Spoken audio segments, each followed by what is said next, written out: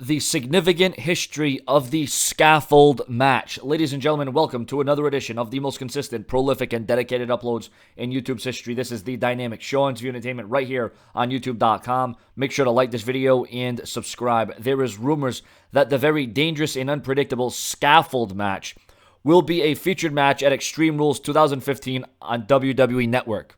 However, it should be noted this is not confirmed, but at the same time, it has to be noted that WWE.com as well as WWE's Facebook has hinted and talked about this match taking place on more than one occasion with the WWE United States Championship on the line. There was also talk of a unification match happening via a scaffold match. In other backstage rumors, there has also been speculation of WWE bringing back the First Blood match for one night only. No word if this will be featured at Extreme Rules. However, if the First Blood match does happen at Extreme Rules, then this will go down as one of WWE's most brutal and hardcore pay-per-views of all time. The scaffold match takes place on a scaffold above the ring.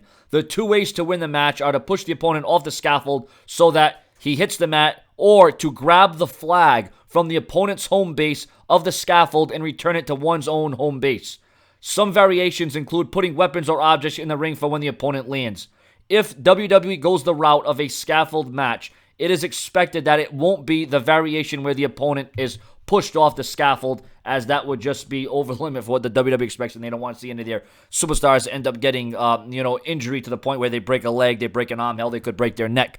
There's definitely been a very storied history as it concerns the scaffold match. You go back in wrestling time, you go back in the days of the 80s, the early 90s. You've seen it in WCW, you've seen it in NWA.